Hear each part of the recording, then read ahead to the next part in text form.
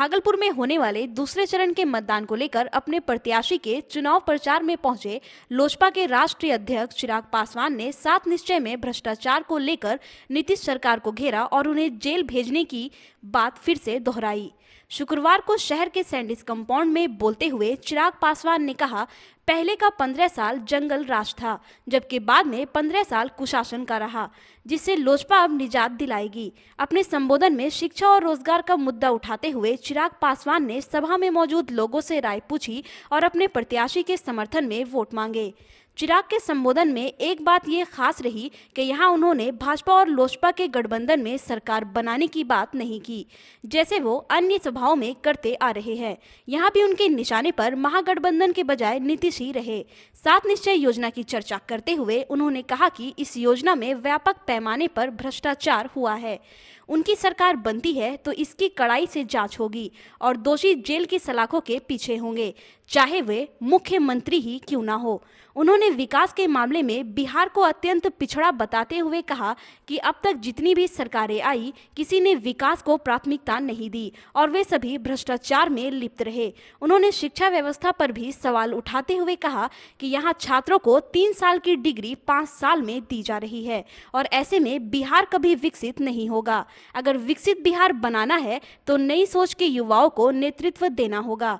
चिराग पासवान ने सभा में आए लोगों से बिहार फर्स्ट बिहारी फर्स्ट का संकल्प दोहराते हुए प्रत्याशी राजेश वर्मा के पक्ष में मतदान करने की अपील की।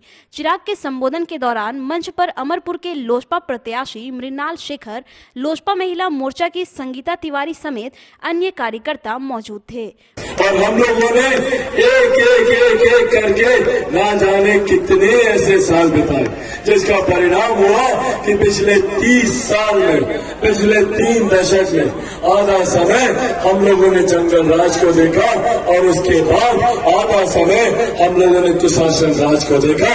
पर अब जवाबदेही तय करने का समय, कैसे हमारे आंगन में चापाकल करे, कैसे हमारे गांव खेतों में बिजली आए, क्यों विकास के मापदंड इतने छोटे हैं हमारे प्रदेश में, और जिम्मेदार कौन है? अब ये जिम्मेदारी तय करने का समय। 3 साल की डिग्री 5 साल, क्यों? क्योंकि मुख्यमंत्री की सोच युवा विरोधी है। मुख्यमंत्री चाहते नहीं कि बिहार का युवा पढ़ लिख जाए, चाहते नहीं कि युवाओं के हाथ में डिग्री आ जाए। क्यों? क्योंकि अगर डिग्री आ गई तो कल को रोजगार मांगेगा। कहाँ से देंगे मुख्यमंत्री रोजगार? है क्या इनके पास रोजगार देने के लिए? हम योजना बनी का नहीं यहाँ पर नहीं बनी। हाँ चाची, बनी कि नहीं बनी? तो कम से कम हर घर में नल का जल तो आ गया ना। नल का जल भी नहीं आया, फिर झूठ बोलो। देखा 7 निश्चय में कोई भ्रष्टाचार तो नहीं हुआ ना? हुआ भ्रष्टाचार भी हुआ, 7 निश्चय में भ्रष्टाचार हुआ। किसने किया भैया भ्रष्टाचार? कि नीतीश कुमार जी ने भ्रष्टाचार किया। तो क्या करना चाहिए? कहाँ भेजना चाहिए भैया ऐसे भ्रष्टाचारी मुख्यमंत्री को? लोजपा की सरकार बनेगी और मैंने लिखा है बिहार फर्स्ट बिहारी फर्स्ट में क्या के लिए लोजपा की सरकार बनेगी, 7 निश्चय की जांच कराई जाएगी और मुख्यमंत्री स्वयं भी अगर दोषी पाए गए तो उनको जेल भेजने का काम अगली हमारी लोजपा की सरकार। रसूखदारों के तो घर पर होम डिलीवरी तक होती है। तस्करी का पैसा किसकी जेब में जाता है भैया? नीतीश कुमार जी की जेब में। भागलपुर की सभा के बाद चिराग पासवान ने गोपालपुर विधानसभा के लोजपा प्रत्याशी सुरेश भगत के समर्थन में भी वोट मांगे।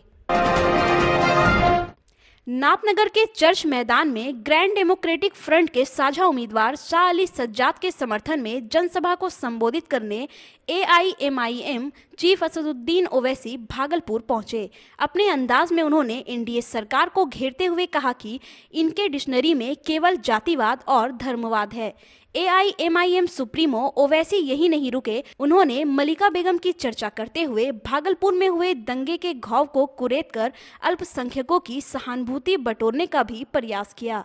उन्होंने कांग्रेस को दंगे के लिए जिम्मेदार ठहराते हुए कांग्रेस प्रत्याशी के विरोध में मत देने की अपील की।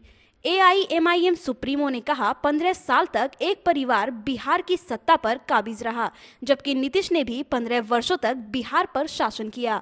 इसके बावजूद बिहार की दशा और दिशा में कोई बदलाव नहीं आया।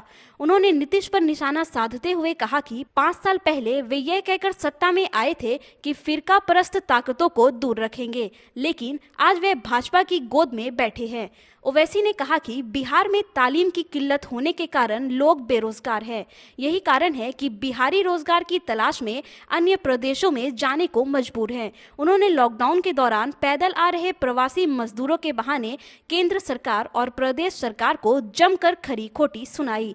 मंच में ओवैसी ने मौजूद लोगों से ग्रैंड डेमोक्रेटिक फ्रंट साझा उम्मीदवार रालोसपा प्रत्याशी शाह अली सज्जाद और नाथनगर से बसपा प्रत्याशी डॉक्टर अशोक कुमार उर्फ आलोक यादव को 3 नवंबर को होने वाले चुनाव में भारी संख्या में मतदान करने की अपील की। सियासी पार्टियों को 2 पॉलिटिकल पार्टीज को सत्ता दी। 15 साल पहले आपने राजद को सत्ता दी, इख्तियार दिया और एक परिवार से 2 लोगों को आपने बिहार का मुख्यमंत्री बनाया। कल आपने नीतीश कुमार को मुसलसल बिहार प्रदेश का वजीर आला या मुख्यमंत्री बनाया। आपको हमेशा ये बात की शिकायत रहती थी कि हमारे पास कोई मुतबादिल या विकल्प नहीं है। आज अल्हम्दुलिल्लाह आपके पास एक मुतबादिल और विकल्प है कि 5 साल पहले जब ये महागठबंधन बना, जिसमें जेडीयू, कांग्रेस और राजद थी, उसमें ये ऐलान किया गया था, बिहार की जनता से वादा किया गया था कि वो लोग बीजेपी को रोकेंगे और संघ मुक्त भारत का ऐलान हुआ था। जो आप जानते हैं कि बुनकरों का एक बहुत बड़ा मसला है और बुनकरों का मसला उसी वक्त हल होगा जो बुनकरों की तकलीफ को समझ सकता है, जो उनके दिलों में जो तूफान है, जो उनके मसाइब हैं, जो चैलेंजेस हैं, उनको कोई समझ सकता है। इस शहर की मलिका बेगम को सलाम करने भी आया हूं। वो मलिका बेगम जिसने चंदर मैसकर में अपना एक पैर खोया, अपने खानदान के 17 और 18 अफराद खानदान को उसको कत्ल कर दिया गया था। वो बहादुर मलिका बेगम की जुर्रत को मैं सलाम करने आया हूं 1989 में। अगर लोग भूल चुके हैं तो मैं आपके हाफिजे को ताजा करना चाहूंगा। क्यों आप कांग्रेस के कैंडिडेट को वोट नहीं देंगे?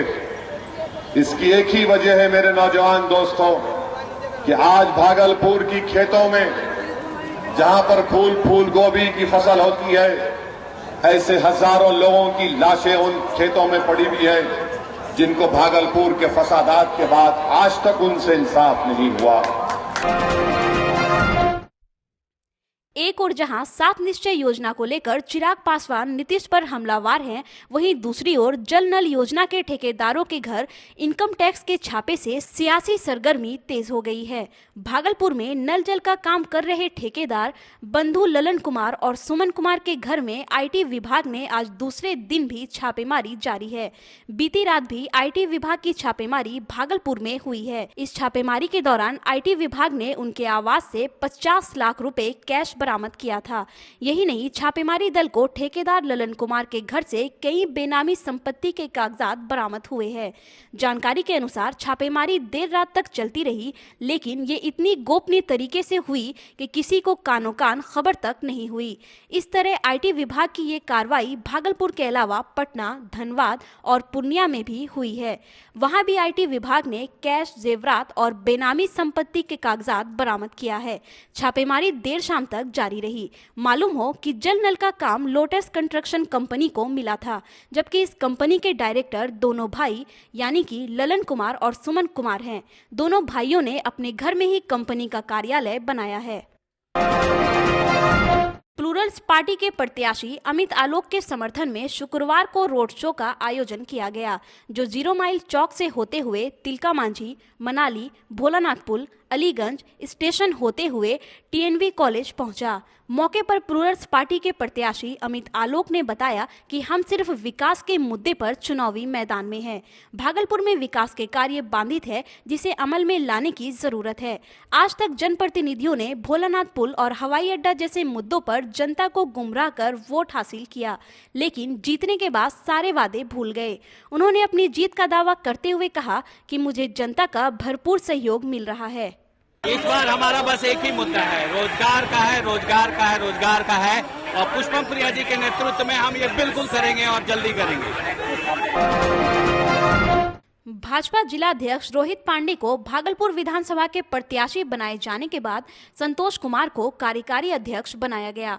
पत्रकारों से बात करते हुए निवर्तमान बिहार सरकार के भूमि एवं राजस्व विभाग मंत्री रामनारायण मंडल द्वारा पत्रकार वार्ता में मंत्री ने कहा, पार्टी का ये निर्णय वर्तमान अध्यक्ष की व्यस्तता को देखते हुए लिया गया है।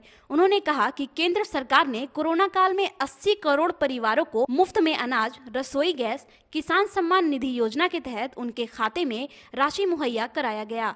जनधन खाते में महिलाओं को 500, प्रवासी मजदूरों के खाते में 1000, पीड़ितों की सेवा भाव से किया गया।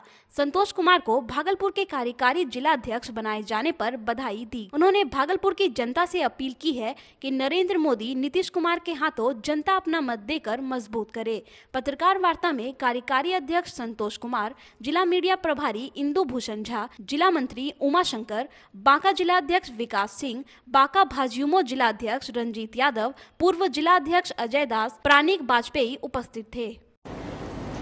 28 तारीख को चुनाव संपन्न होने के बाद आज भागलपुर जिले में भारतीय जनता पार्टी के यानी एनडीए के प्रत्याशी के पक्ष श्री रोहित पांडे जी के पक्ष में आम लोगों के बीच जाकर मतदान करने की अपील लगातार सवेरे से कर रहे हैं। और इस कोरोना वायरस महामारी बीमारी के समय में जो गरीब गुरबा समाज के पिछड़े लोग और हर वर्गों की जो चिंता उन्होंने की, इस बीच चावल, दाल, एलपीजी गैस, जनधन योजना, किसान सम्मान योजना या राज्य सरकार की ओर से जो राशि देना और इस राज्य को विकसित राज्यों के श्रेणी में पहुंचाने के लिए जो भारत की सरकार ने काम किया है, ये काफी लोग आम जन हम लोगों के सामने बोल रहे हैं कि नहीं, मोदी जी ने ये काम किया है, सारा वोट मोदी जी के साथ ही हम लोग करेंगे।